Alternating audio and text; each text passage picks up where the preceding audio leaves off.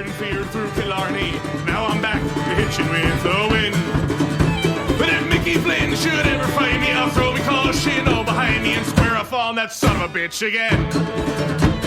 He cracked open a river too, he beat me solid through and through, and such over my unconscious frame. I won me healthy sheriff fights, well lucky son still had me life since Mickey Flynn beat me dumb and lame.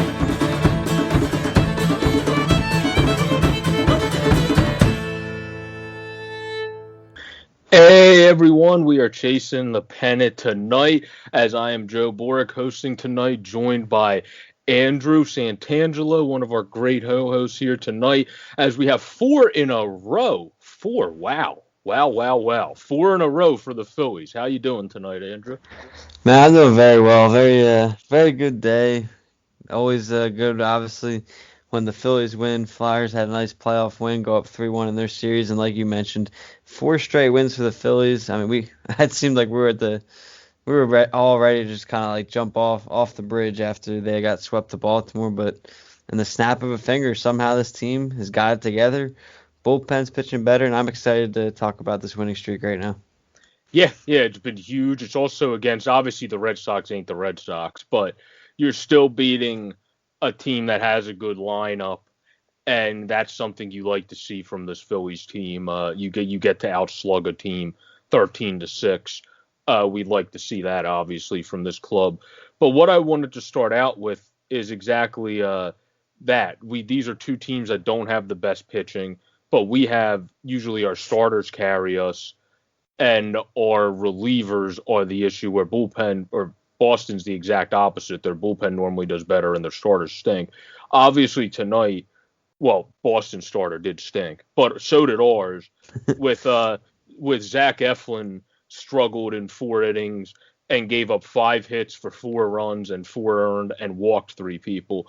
But so first, what did you think of his outing before I go into it, and then we'll go into how we thought the bullpen piggybacked off of him? Yeah, I thought Eflin, it's weird. It was a hard game to judge. He definitely didn't have his best stuff overall. I mean, I don't know where this Zach Eflin came from, but he's striking out hitters at a high rate all of a sudden. So obviously he's having decent to good movement on his pitches as he strikes out 8 today in 4 innings. So that's 2 an inning, if you do the math.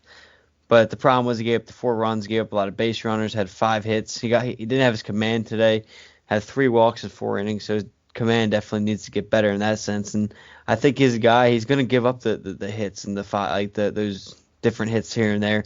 If he wants to keep the runs off the board, he needs to manage and control the walks, and that's something he just did not do today.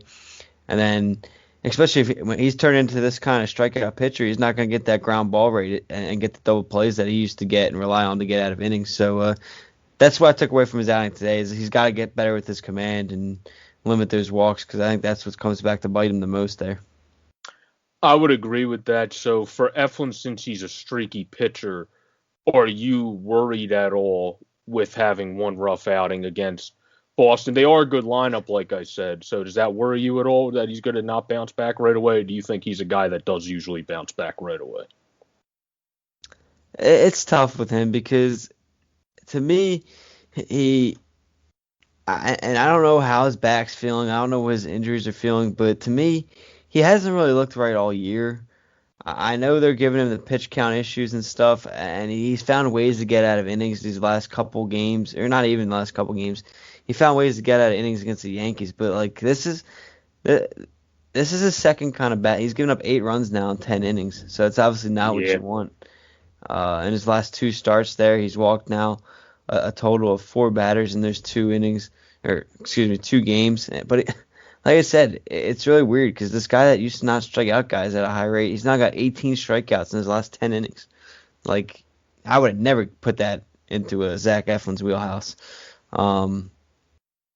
So I don't know. I'm not going to say I'm going to sit here concerned. I think maybe he's still dealing with some pain or some soreness or just some uncomfortableness or something like that, because we've seen Eflin at his best, and we've seen what he did that second half of last year, and he just doesn't look like that guy right now. And I haven't paid attention a whole lot to his velocity compared to last year, so I don't know if he's fully there in that sense. But, yeah, this is a little concerning, back-to-back outings like this.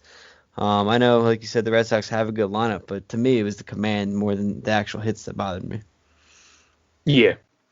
Yeah, the Red Sox do have a good lineup, and I guess I did misspeak. Their pitching, like it normally does, sucked. That their normal relievers that sucked for Boston.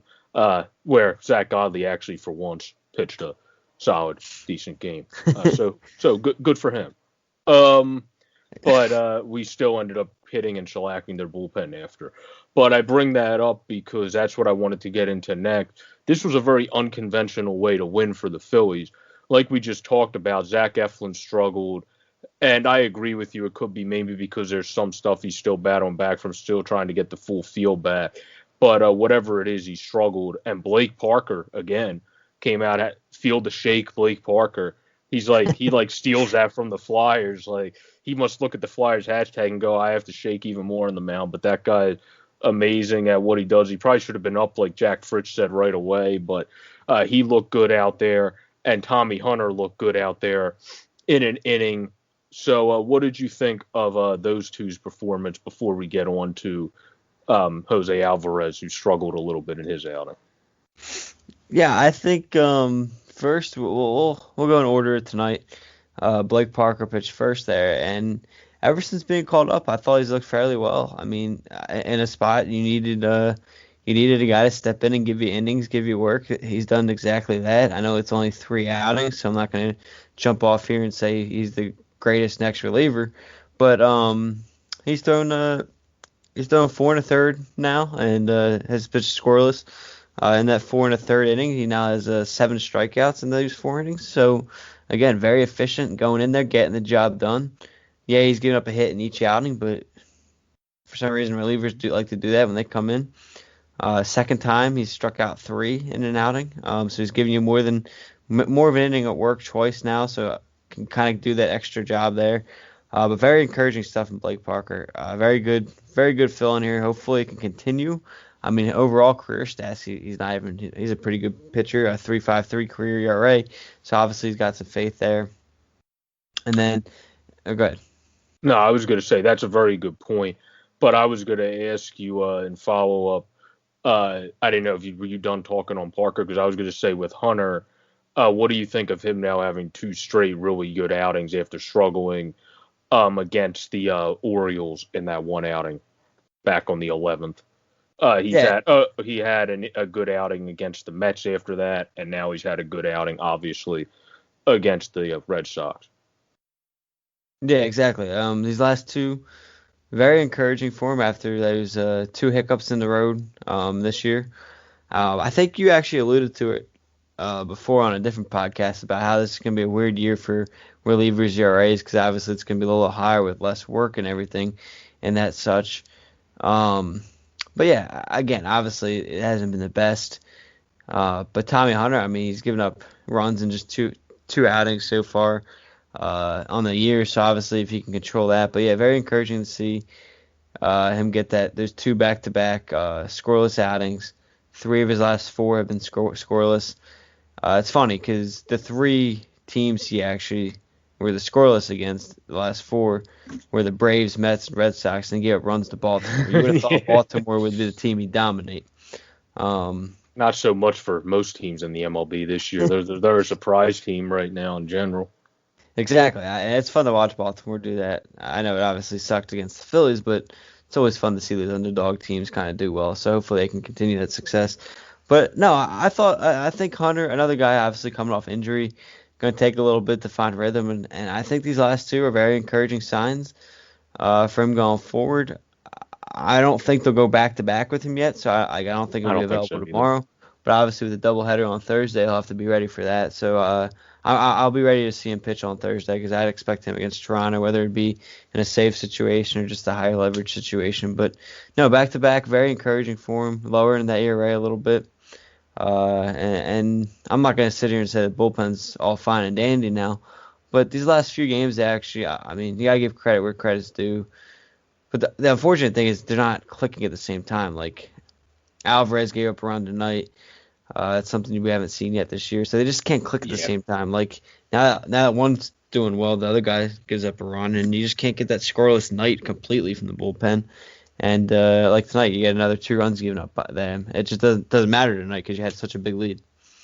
Yeah, that's what I was going to say. Alvarez gave up 2 hits on his line, 1 run, 1 earned, and 1 walk in only .2 innings pitched. So that's not a good line, obviously, at all from one of our best relievers. So you don't like to see that. And then Diolis Guerra pitched in about the only situation I want to see this man in the game in at this point, when we're up by a lot of runs, or hopefully never, but down by a lot of runs, because he's not very good. And he gave up 3 hits tonight, 1 run, 1 earned. He showed that again. He did get 2 strikeout, but he forgot that he's supposed to cover first base also. So he did forget that, and I did that one time while playing. The problem is I pitched 5 times total in my life. He's been a pitcher his entire life, so you might want to remember that. But either way, we got the win. The guy that we expected to stink out of the bullpen still did. And then Jose Alvarez, I think, will bounce back right away. And I think both of us probably believe Eflin will get going again. I think that's the gist of what we got. He had a couple off outings. As long as he feels healthy, he'll probably get going again, I think, is the caveat. Yeah, I just think it's I don't know. He only threw 4 today. He only threw 4 his first outing. He threw 6 last. But I'm kind of worried. I don't know. He just doesn't seem right, and that kind of worries me a little bit. In the sense of if something does happen, obviously you go back to Vince, you'd guess. But no, I'm a little worried to see what happens with him going forward because he just doesn't look like his normal self these last few games. But it'll be interesting to see if he can get right. That'd be huge. I got faith in him. If he's feeling close to 100%, he can get the job done. Yeah. Now, before we move into our overall lineup, I want to move into, because I know we talked about this on a past podcast, what we would do with the leadoff spot. Well, lucky for us, it seems like that problem's starting to fix itself, because in the last 7 games, Andrew McCutchen has 1 home run, 6 RBIs, and 2 walks. So what are you thinking of Kutch now figuring out his swing, and how valuable do you think that's going to be to this lineup, since we did talk about how important the leadoff spot was? It was either the last pod or the podcast before. Oh, it's huge. I mean, if you look at when the Phillies were playing good baseball last year and they were scoring runs, it all started with the leadoff hitter. You look at most teams, it all starts with the leadoff hitter. And before this run, McCutchen was hitting like 120 to 150 somewhere in there. Correct, yeah. And not getting walks. So obviously, you don't get your leadoff hitter on, you're not going to get much happening because you're basically starting the game at 1 out in that case. Obviously, with Hoskins fouling behind him, he was struggling as well. So you're already starting close to 2 outs at a time almost with Harper coming to the plate, and obviously Harper's having a MVP candidate or MVP caliber season, excuse me. So yeah, no, it's huge because McCutchen. I mean, look at the old Phillies with Jimmy Rollins. I mean, when Jimmy Rollins was going, the team got going. It all starts with the leadoff hitter. He gets 2 hits today. Obviously, ended up putting up 13 runs in the game. Just a huge night offensively, and again, you have to have a leadoff hitter to win, in my opinion, and that's what they're starting to do. And look what the offense is starting to do as well. So it all starts with that spot. So very, very big on McCutchen to get going there. I completely agree. That's huge, especially because you don't have the guy in that can hit second potentially. Some people thinking Hazley potentially when he comes back. So if Reese, who had 2 runs tonight but got a hit, keeps getting about 1 hit per game, looks like he would still be better to move down in the lineup. You could still have the luxury of doing so there. But another guy I obviously have to touch on before we move on is probably going to be a daily thing for our podcast because he's a monster, is Alec Bohm. I'm sure we're going to touch on him a lot. He's looked amazing. He made some great defensive plays at that double play where he threw it from his butt tonight, and then he had another good defensive play where he leaped to make the leaping catch. And he's hitting .353 in 17 at-bats with a .921 OPS. So I have to ask of you, anything more you think you can ask of Alec Bohm? Maybe power. Other than that, anything more you think you could ask? No, it's unbelievable. Like, has this guy been in the majors for a little bit? We just didn't know it. Because it looks like he's been in the league. He looks like a veteran already. I mean, he's taken every pitch which way. He's taken it the way he should. Better than some of the guys in this lineup has been all year. I think it was his first hit tonight. He kind of it was kind of a lower pitch and right at the borderline of the zone with 2 strikes, and he drove it straight to center field. And I mean, obviously, it wasn't the prettiest hit, but it was a single, and it led to good things. I mean, this guy just understands baseball. He understands where the strike zone is. I mean, obviously, everyone's going to end up chasing something here and there, but for the most part, he's swinging. He's swinging within the zone. He's taking the pitches. He's getting walks as well. He had 2 tonight. I mean, it's crazy what he's able to do. I mean, he just jumped straight in and he's acting like a full-on veteran almost. I mean, a lot of credit to him. I mean, like you said, obviously, maybe power would be something more, but right now, I mean, he's just unbelievable. I mean, tremendous job by him. Couldn't ask for much more for him to step in. I'd be interested to see if they keep leaving him at the 6 to 8 spot in the order, because if he keeps hitting, you're gonna have to find a better spot for him. Well, if he's not showing the power, he could even hit 2. If you're going to move Reese, because if he's showing that much of contact, that's kind of a 2-hitter. Reese is back, home run tonight, home run hitter. Well, yeah, but then you still wouldn't want him hitting 2. So that's my point. If he starts hitting home runs more, you don't want him hitting second. So it's a good problem to have a stack lineup like this and have to have a good hitter down there at 6 or 7. It's a good problem to have, and Bruce keeps on hitting too. I mean, 4 RBIs and a 3-run shot, and he's in the 7th spot. I mean, it's fun to watch. This is the offense we expected, and it's been really, really, really good to see. I mean, again, like this is everything we thought that this lineup was going to be able to do when we came into this year. And obviously, it didn't get off to the start we wanted, but it really seems like a lot of these guys are really, really starting to turn the corner. And that's 30 runs in 4 games now. I think the last 4 games. So I think it's safe to say this offense is pretty much turning that corner. Yeah. I mean, Bruce is like what Shane said, your prototypical DH. He's just the guy you expect to be a DH. Doesn't hit for the best average usually. Hits for an meh average, but hits a lot of home runs and hits RBIs. And that's exactly what you expect to have at your DH. Even though he's tried to work on fielding and he doesn't like being a DH, it's just great to see him continuing to be successful there. But what about the fact that our Phil surge spunk this game? We came back. Yeah, that's something. I think has been really good to see compared to the last couple years. We all know who the manager was the last couple years. We all know my thoughts on him already. But I will say this is something I think this is a part on coaching, and I'll give credit where credit's due. And I think this is something you got to give Girardi credit for. When this team is down, they're not out of it. I mean, these last couple of years, the Phillies went down 3-0. I think a lot of us have been like, all right, this game's over. And this is already multiple times this year that this team has come back and went on to win games by multiple runs after trailing 3-0. And actually, it's both the AL East teams. I remember the 3-0 game. You get down to the Yankees, and Harper hits a home run, and you end up winning that game. It was 11-3 going into the last inning. I forget how many runs the bullpen gave up in that last inning. That game closer, but you came back and won that game. And then tonight you're down 3-0.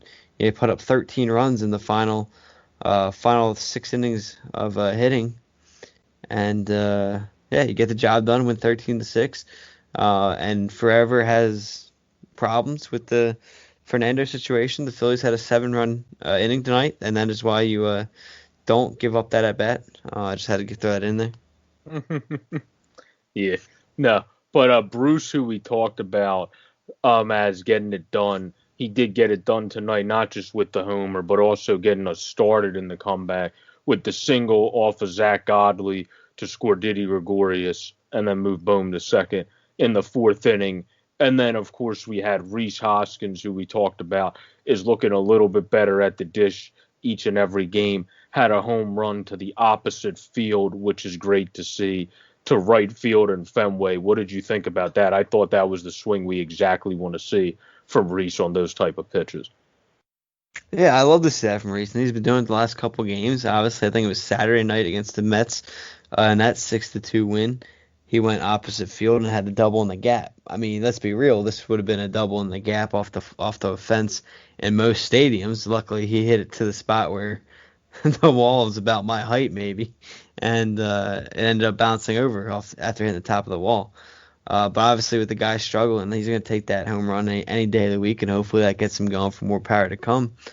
But no, I said this last time. I think Hoskins has really turned the corner. I think this is, I mean, obviously the home run wise, he's not back where we want him, but in terms of hitting, this guy continues to hit these last few games, and it's very encouraging to see, very nice to see, and again, after these guys are starting to turn the corner, there's no easy outs in this lineup if they can continue this. Yeah, especially if guys like Andrew Knapp and especially Phil the Goose's Loose Gosselin continue to rip doubles and hits all over the field, especially homers. First, he ripped a double to make it 4-3. And then, of course, later in the game, Roman Quinn also singled after that to make it 4-4. And then McCutchen singled to make it 5-4. And then we had Bryce's mammoth home run to make it 8-4. But later we had Gosselin homer to make it 10-4 on a line drive shot into above the monster in Fenway. What did you think of his couple at bats when we put him in? This guy just seems like if he starts, he gets hits in a couple at bats, and then if you want to remove him, you can. If you just throw him in there whenever the hell you want, or gets hits in a couple at bats. At this point in the season, this guy just seems like whenever the hell you want to put him in, he's going to do something for you. So what do you think of how Gosselin's doing? And then we'll go to Sean's favorite person after that. So what do you think of how Gosselin's doing? It's unbelievable. I mean, what this guy's able to come in and do has just been phenomenal. I mean, if you would have told me at the beginning of the year, Phil Gosselin would have been pitch hitting for Scott Kingery in, what was it, the 6th inning? Yeah, I would have thought you were crazy. I would have thought Scott Kingery got hurt. I would have thought Kingery must have got hurt or something going after a grounder or something like that, and must have tweaked something and he had to get removed from the game. I mean, think about that. Phil Gosselin pitched hit for Scott Kingery today because of how bad Kingery's struggling. And then, if you would have told me Phil Gosselin hit a home run over the Green Monster, I would have also thought you were crazy. But you know what? Both those things happened tonight. It's amazing to think about what this local product's able to do. It's such a fun story. Hopefully, we're able to just keep riding it. I mean, listen, we're all pulling for Kingery, but at this point, this guy's struggling. He's hitting 122 on the year. Give Phil Gosselin the reps at second base. I mean, I agree. Keep this guy in the lineup until this magic run for him kind of wears down a little bit. Keep him going. Keep him going. You can't waste this streak. And I mean, he's showing no signs of why he's gonna lay off. So might as well keep riding him. So let him start at second base and think about it. You're having a 429 guy hit 8th in the lineup if you keep him in that 8th spot. Like, talk about no easy out in the lineup. I mean, if McCutchen's really starting to turn the corner, Hoskins has been hitting. He's been on fire lately. I think both of them actually hit over 300 in the last week. And then obviously Harper 367 on the year. JT was bouncing at 300. Got a hit tonight, but in 6 at bats, his average drops a little bit down to 288. Gregorius is up to 308. Alec Boehm's up to 353 since joining the team. I mean, this offense is really starting to turn the corner, and it's exciting. But yeah, keep riding Gosselin. Yeah, I agree. And we had the triple threat in homers tonight. We had Goose's homer. We had Bruce's homer. Now that rhymes a little bit. And we had Bryce's homer to have 3 homers together. So if you want to continue to hit home run and hit a home run on your food selection, if you're in the Bucks County area, be sure to visit our guy Asian Rob over at Just Food. Get your catering needs for events, or even just take out a meal. Tell them that we sent you. Ask for the chef special. You'll not be disappointed. Say Chasing the Pennant sent you. At 215-794-3663, you can reach them. 215-794-3663.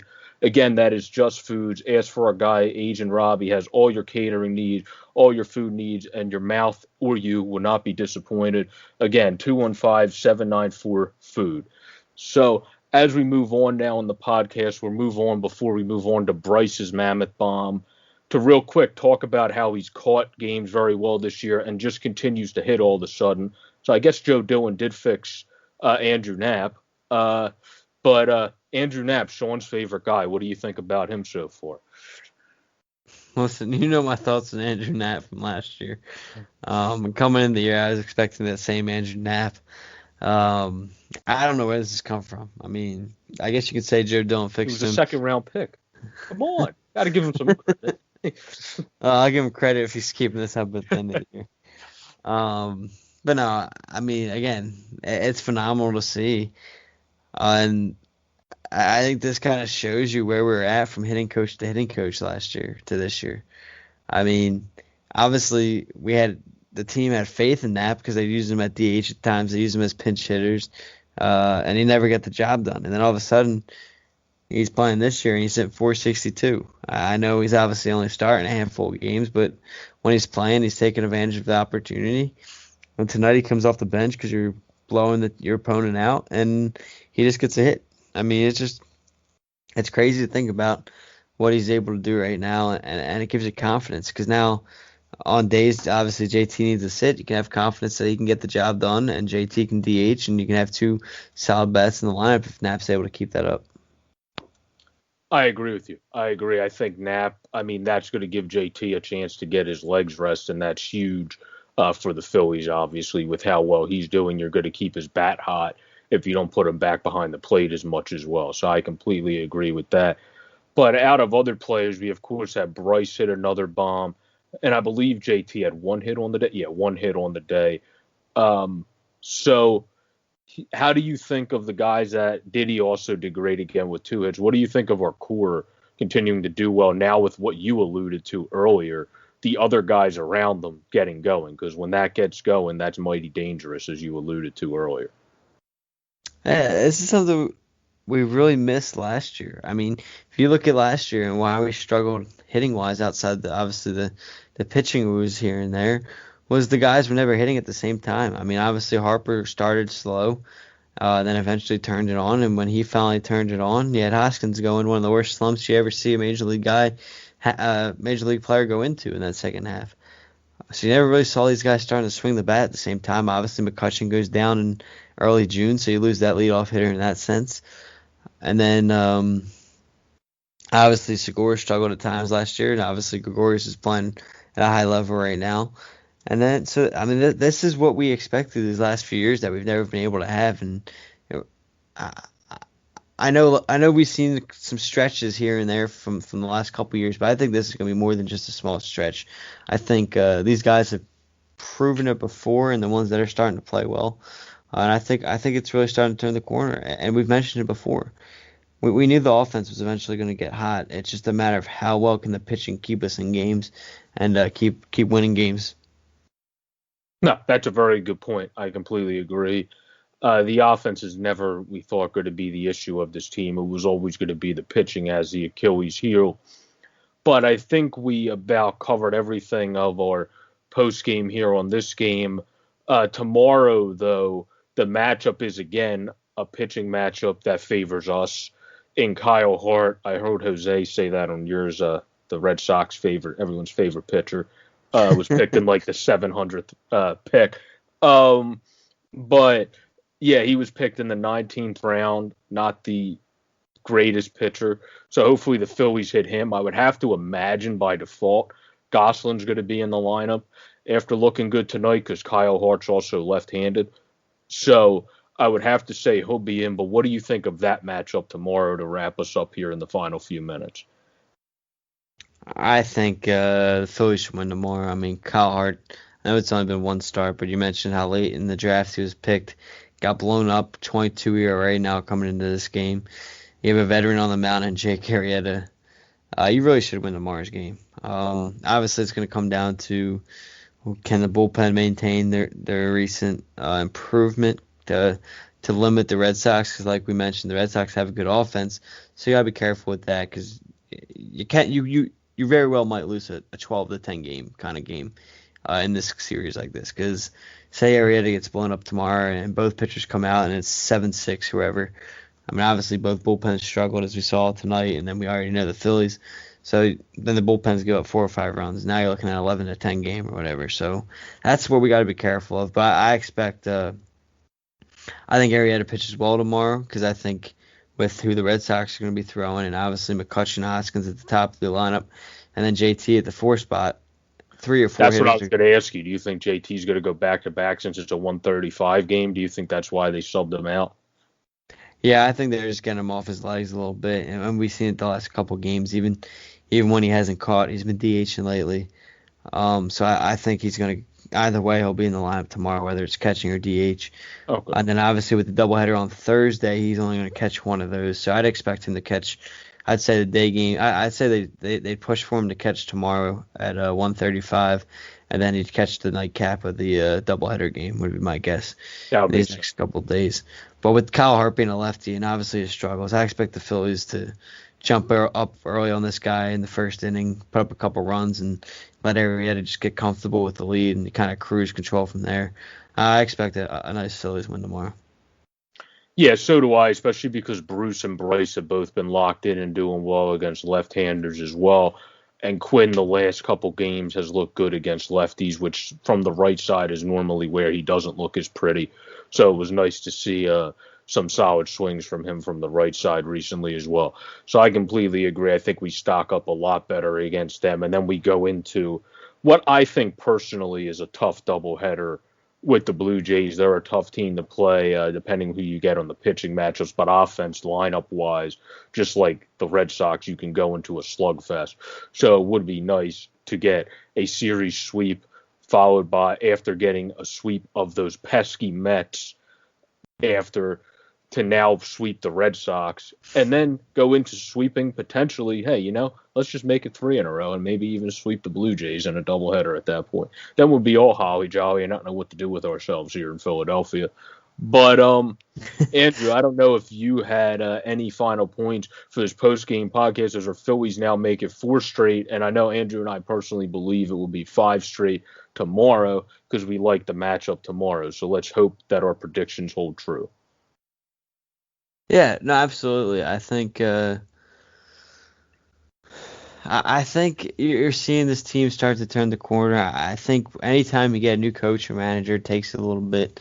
So I think they're really starting to figure everything out. Trust me, I know it wasn't the greatest competition in the Mets and the Red Sox, and then even the Blue Jays if they play well in those two. It's not the greatest competition, but listen, this is something we haven't seen the Phillies do the last couple of years, is take advantage of the lesser competition. And we saw it with Baltimore early on. We saw it with Miami early on.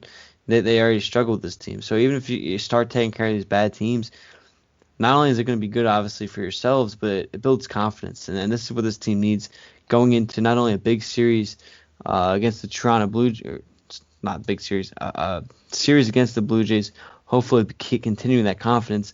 And then you have a huge weekend, obviously, this upcoming weekend with the Atlanta Braves, as you now sit, I believe it's 2 games back or 2.5 games back of the Braves for first place in the division. So perfect time to face these lower teams, build confidence, build rhythm for the big series this weekend. So could not have come at a better time. Very excited to see this. Very, very excited to see us kind of start turning this corner and yeah. Hopefully maintain. I'll give you some more good news. It's 1.5 because the Braves lost to the Nationals.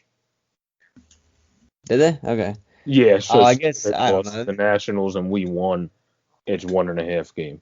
This is just an interesting year. I was looking at we're 2 back in the loss column, or we have 2 losses in the Braves, but the Braves have 5 more wins than us, so they go by the winning percentage stuff. So it gets confusing. So my bet on that. No, I was just saying, I think it could also, a lot of shit doesn't update. Only some stuff updates, and then other apps update like 3 hours later. Right. So I think that's why it probably happened too. But as a closing point, I normally, when Biscuit's not here, he always wants us to bring up sign JT Realmuto, get it done, get it in, and get the contract done now. And also, if Diddy Gregorius keeps doing well, I would probably do that as well. But it seems like you have something else to say. What else did you want to say? Oh, I wanted to get your take real quick. Sorry for backtracking the closing there. But my final thought would be I need your opinion stepping away from the Phillies right now. But obviously a major topic right now has been the unwritten rules of baseball. What is your take on the Fernando Tatis situation here? And for those that don't know, it was a 10-3 game. Padres were in the lead over the Rangers. He swings 3-0 with the bases loaded, hits a grand slam. It's now 14-3, and the Rangers go in a huge uproar. And then Padres manager came and backed him up, and he's kind of forced to apologize. Yeah, I think I remember seeing an article today. It was like Tatis and Soto were violating the unwritten rules, and it's beautiful or something like that. And I'm like, I don't think it's a big deal. I think it's just a change. Every league adjusts. You're going to have players that want to be more open with their personality nowadays, especially. And I don't think that's a problem at all. I think Souza and other MLB players kind of summed it up on Twitter. You just got to do you and don't let anybody bully you or anything. And I think what maybe even could have made them more angry is some people called that a 3-0 cookie. That wasn't really a 3-0 cookie. That was a 3-0 pitch that Tatis kind of reached across reached and hit it and reached out and poked it out. So I feel like he was maybe they thought he was trying to show him up on 3-0 since it's not like he got the perfect 3-0 pitch, and maybe that's what annoyed them. But either way, I don't mind it because, one, throw a better pitch. Two, don't stink the entire game to be in that situation. So, like, there's a lot of different things that go into it. I understand the Rangers could get mad, but they also could just not be down 10-4. There's also that option. If you actually had a good game, you would not be in that situation. So I don't feel bad for them at all. Jordan Lyles pitched a hideous game yesterday. I had that game as one of my games on MLB TV while watching other stuff, and he pitched terrible. So I don't blame. That's nothing to me at all. I find it hilarious when people freak out about that. I just think it's one of the greatest moments of my life to look at Twitter when people are freaking out about that, because it's just funny as hell to see the Twitterverse freak out about such stupid stuff. Awesome. I agree 100% with that. But yeah, like I didn't mind the Jose Bautista thing in the playoffs too either. That's kind of what started all the ridiculous stuff. Remember when he did that ridiculous bat flip like 2 or 3 years ago in the post? Yeah. So I didn't mind that at all either. But for my other, I don't know if you had anything else on that. That's all I got, and that's my final thought. I just thought that was important to ask about with it being such a big uproar. And I was interested to see what you had to say about that. Yeah. For my other final thought, though, I have to add this guy in here on top of, I think Wheeler and Nola are going to continue to keep right on rolling. And then Arrieta is going to bounce right back tomorrow and not have an off inning. I'm going to forget about that and just completely move on. And everything will be great. So that's what I think will happen with him. And I also think eventually we have to start talking about the signed Didi Gregorius. Signed Sir Didi campaign has to come out soon too, because this guy's raking, and we have to get him locked up soon. But for Andrew, I am Joe. This has been Chasing the Pennant. We are chasing the pennant tonight, and hopefully every night as the Phillies continue, as we'll be back on Thursday, as we want to continue to chase these pennants and continue this winning streak. Hopefully on Thursday we'll be talking about a doubleheader sweep and have a ridiculous win streak at that point. Have a great and safe night, everybody. For Chasing the Pennant podcast, we send this one out to the Jackdaws, and you can find them over on Patreon, as well as www.thejackdaws.com or Jackdaws on Facebook, and they are an awesome Irish rock folk band. So again, thejackdaws.com, or find them on Facebook or their patreon.com if you just look up the Jackdaws. So for Joe, there's Andrew, Chasing the Pennant podcast. Let's go, Phillies. Ring that bell. Let's continue this ring streak. Have a great and safe night, everybody. Peace out. A fighting man I used to be, revered and feared through Killarney. Now I'm back, hitching with the wind. But if Mickey Flynn should ever find me, I'll throw me caution all behind me and square off on that son of a bitch again. He cracked open a river too, he beat me Sunday through and through, and such over my unconscious frame. I won me healthy sheriff fights, well lucky son still had me life since Mickey Flynn beat me dumb and lame.